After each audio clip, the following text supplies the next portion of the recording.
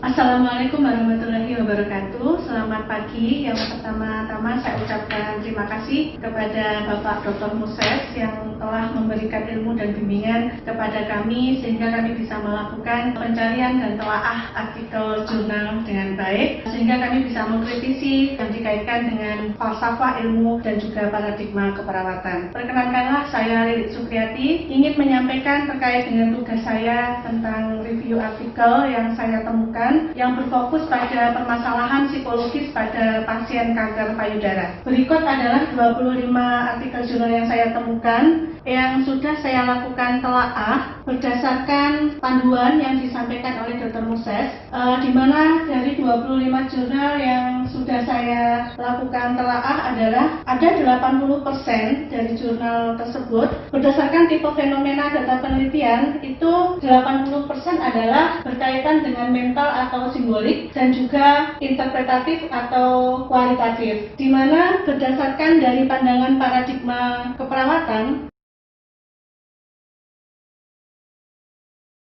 dan berdasarkan pandangan paradigma keperawatan, yaitu dari konsep manusia, itu sebagian besar adalah berkaitan dengan spirit sekitar 80%, tetapi ada 20% itu yang melihat jurnal tersebut adalah melihat manusia yang dikaitkan dengan pandangan body atau fisik. Dan juga konsep lingkungan itu lebih banyak adalah berkaitan dengan sosial, dan juga konsep sehat itu dipandang bahwa manusia sehat itu berkaitan dengan kesejahteraan atau wellness. Dan juga dari konsep keperawatan itu sebagian besar adalah berkaitan dengan sains atau intelektual.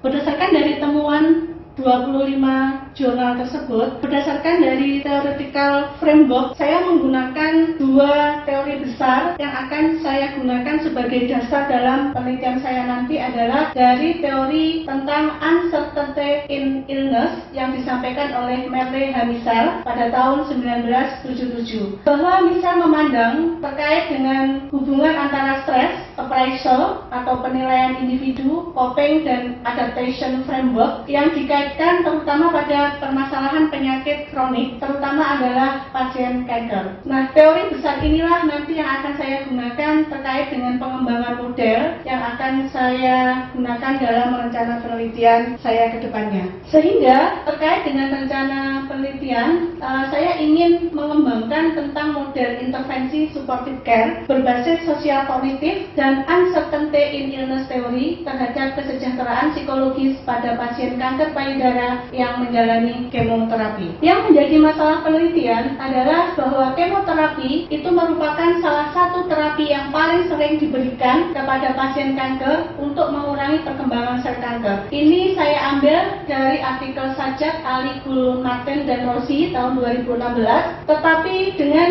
kemoterapi memang memberikan dampak positif terkait dengan peningkatan prognosis maupun harapan hidup pasien. Tetapi pemberian kemoterapi itu juga memberikan efek samping gejala fisik dari kemoterapi yang tentunya gejala fisik tersebut bisa menjadi stresor psikologis pada penderita kanker. Ini saya ambil dari Yusuf, Zakaria, Hasim, dan Siman tahun 2016 dan juga Akin dan Kasganer tahun 2019. Nah, tentunya dengan berbagai macam stresor yang dihadapi oleh pasien berkaitan dengan terapi kemoterapi yang dijalani, maka dari 25 artikel yang saya temukan dapat disimpulkan bahwa permasalahan psikologis yang banyak terjadi pada penderita kanker adalah yang pertama kecemasan dan juga depresi sekitar 41,4%. Saya ambil dari Baati et al. Tahun 2010. Kemudian depresi mayor sekitar 12% sampai 25%. Ini saya ambil dari artikel ini. Kemudian 90% pasien merasa takut terhadap kekambuhan penyakit, merasa marah dan rasa bersalah dari Costa et al. Tahun 2016, dan juga pasien akan menunjukkan ketakutan akibat kekambuhan sekitar 24-56%, harga diri rendah sekitar 34,5% dialami oleh pasien kanker, dan juga gangguan citra tubuh karena alopecia sebagai akibat dampak kanker sebesar 61%. Ini saya ambil dari Baati et al. Dan juga Champion, Gedes dan Rashid tahun 2012.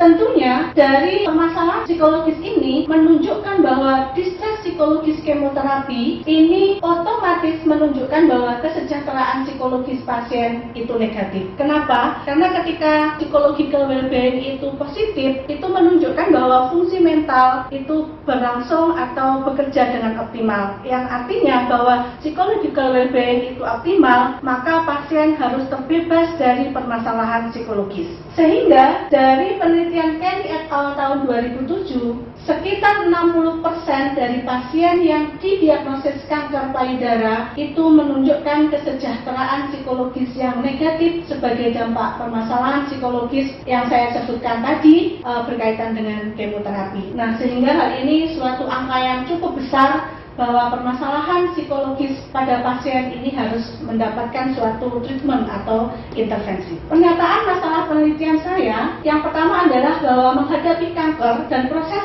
keperawatan yang berkepanjangan yang dihadapi oleh pasien dengan berbagai terapi, kondisi yang mengancam jiwa, dan ketidaktepatan atau unpredictable terkait dengan prognosis penyakit kanker, serta tensi psikologis terutama adalah uncertainty atau ketidakpastian perjalanan penyakit kanker, karena memang kanker payudara itu merupakan suatu disease trajectory atau perjalanan penyakit yang tidak bisa diprediksi seperti apa prognosisnya, sehingga pasien sangat banyak sekali menunjukkan ketidakpastian atau uncertainty terkait dengan penyakit kanker yang dirasakan. Ini saya ambil dari Zhang tahun 2017 dan juga Tanasib dan Jitpansa tahun 2019. Nah, selama ini intervensi psikologis tidak menjadi prioritas yang diberikan kepada pasien, ya, terutama adalah pasien kemoterapi yang selalu kontinu berulang dia harus menjalani treatment tersebut. Nah, yaitu tentang supportive care. Apa itu supportive care? Yaitu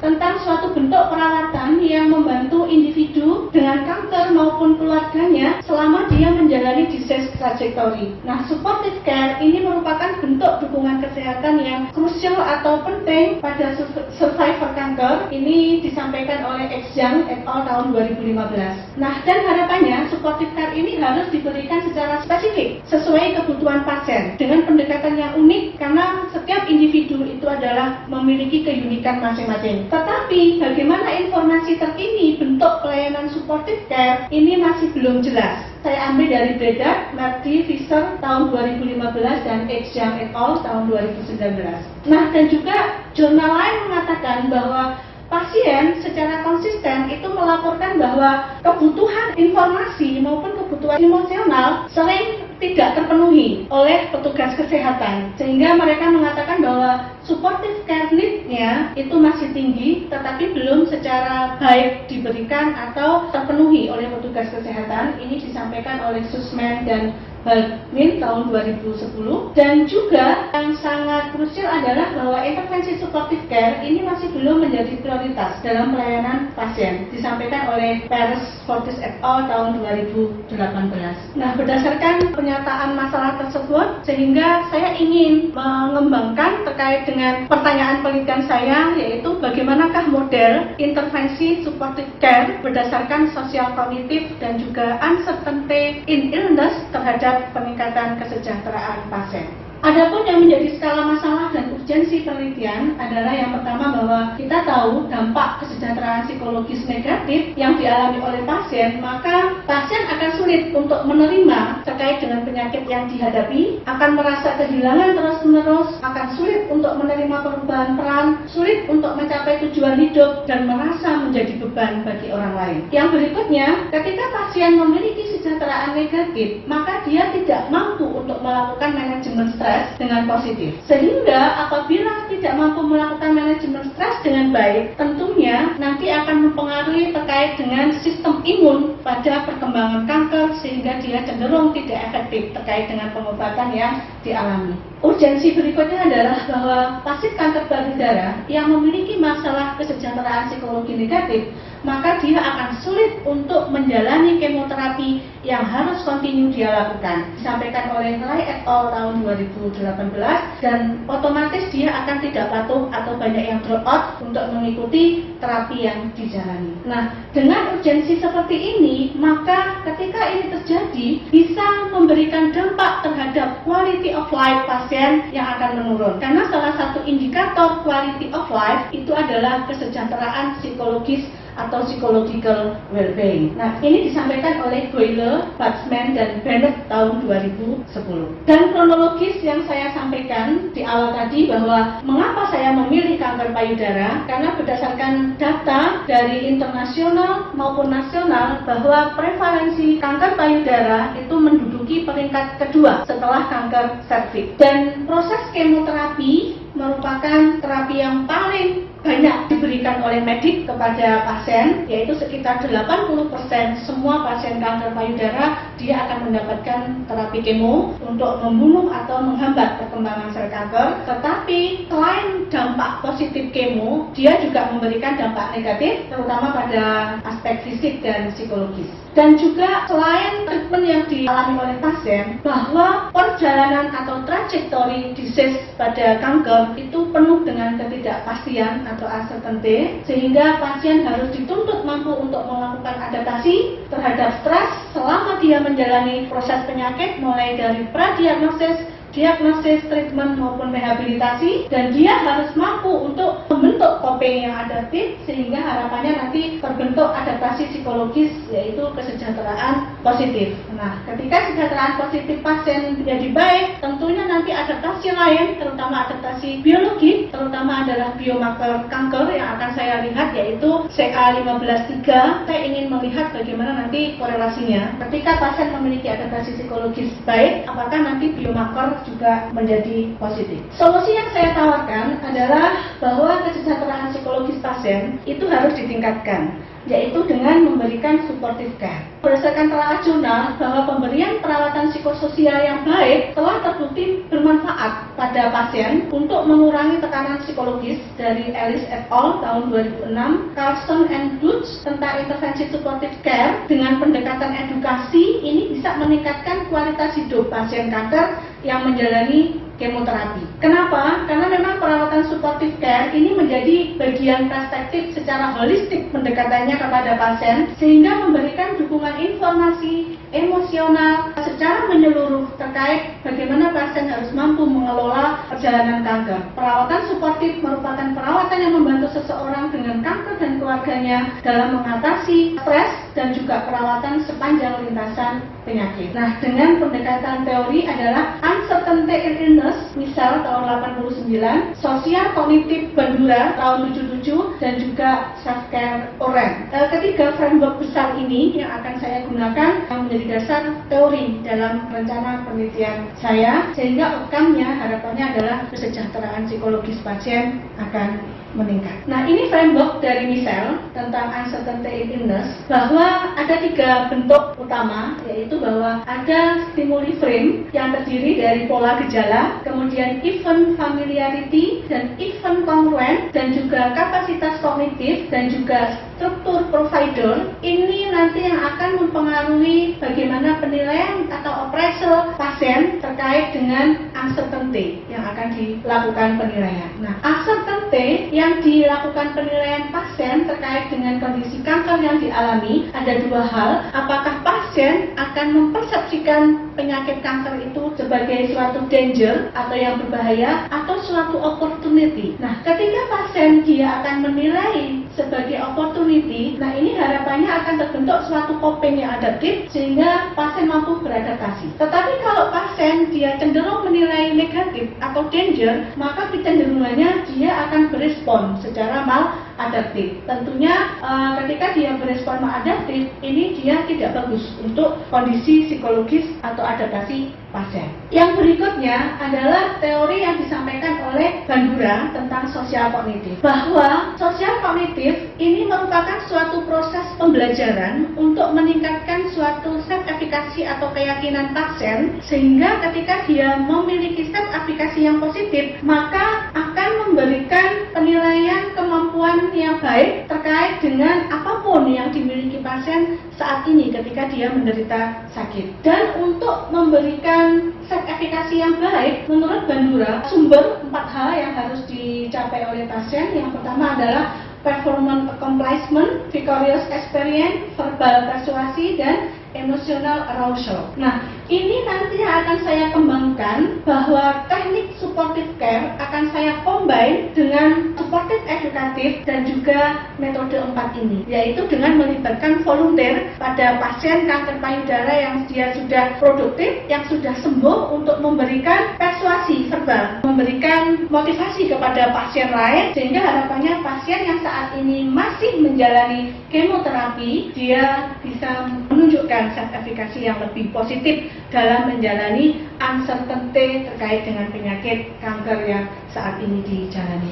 Dan ini adalah konsep psychological well-being dari RIF. Psychological well-being yang menunjukkan fungsi mental yang positif. Ada 6 indikator, yaitu bagaimana seseorang dikatakan memiliki psychological well-being. Yang pertama, dia harus mampu untuk menerima dirinya, apapun kondisinya, baik sebelum dia sakit maupun setelah sakit, dan memiliki otonomi. Otonomi itu dia mampu memutuskan terkait dengan penyakit yang saat ini dijalani, termasuk treatment, dan bagaimana dia harus mampu untuk memutuskan memanajemen psikologis yang terjadi. Kemudian memiliki personal growth yang baik, mampu memodifikasi lingkungan, memiliki hubungan dengan orang lain yang positif, dan tentunya ini adalah transcendent yang paling utama harapannya ketika pasien memiliki psychological well-being baik, dia harus memiliki purpose of life yang positif, yang dia harus menyesuaikan dengan kondisi sakit saat ini. Dan terkait dengan adaptasi, saya menggunakan theoretical framework dari Stuart Larea, di mana ada predisposing factor, precipitation stressor, appraisal of stressor, sampai nanti terjadi suatu adaptive response. Dan kerangka konsep yang saya kembangkan adalah seperti ini, yaitu bahwa supportive care itu ada 6 bentuk, yaitu dukungan fisik, dukungan emosi, dukungan psikologis, kemudian dukungan spiritual, manajemen ansietas, dan manajemen uncertainty, yang digunakan pendekatan OREM, yaitu dengan supportive edukatif melalui teaching, guiding, dan supporting, yang saya combine dengan social cognitive Bandura, yaitu verbal persuasion dan emotional arousal, dan juga performance accomplishment dan vicarious experience, yang akan melibatkan volunteer atau survivor kanker yang sudah sembuh, di mana bahwa ada beberapa faktor yang mempengaruhi uncertainty, yaitu ada symptom pattern, event familiarity, event congruent, kapasitas kognitif, dan penyedia struktur. Ini nanti akan mempengaruhi model bagaimana pengembangan intervensi suportif. Dari supportive care, intervensi yang akan dikembangkan tadi, bagaimana dia akan mempengaruhi set efikasi, yaitu dari aspek magnitude, strength, dan causality. Dan set efikasi, apakah nanti dia akan mempengaruhi uncertainty lebih bagus, yaitu yang dilihat dari ambiguity, kemudian complexity, lack of information, dan unpredictability, sehingga harapannya nanti akan mempengaruhi proses appraisal ini. Nah, appraisal ini nanti outcome-nya adalah adaptasi, yaitu kesejahteraan psikologis. Ada 6 indikator: self-acceptance, purpose of life, positive relation with others, autonomy, kemudian personal growth, dan environmental mastery. Dan juga saya akan melihat adaptasi fisik yang saya lihat dari HB, leukosit, dan juga CA153 yang menjadi biomarker terkait dengan perkembangan sel kanker payudara. Metode penelitian ada 3, yaitu tahap 1, saya akan melakukan eksplorasi dengan pendekatan cross-seksional terlebih dahulu untuk mencari faktor-faktor yang mempengaruhi tentang pengembangan model supportive care. Yang tahap 2 adalah penyusunan modul dan juga FGD atau focus group discussion tentang model supportive care yang berbasis kognitif sosial dan uncertainty illness. Kemudian tahap 3 adalah penelitian eksperimental design. Terima kasih. Mungkin itu Bapak Moses yang dapat saya sampaikan terkait dengan telaah artikel jurnal yang saya dapatkan dari 25 artikel. Sekali lagi terima kasih atas bimbingannya selama ini. Mohon maaf apabila ada sesuatu yang kurang berkenan. Assalamualaikum warahmatullahi wabarakatuh. Selamat pagi.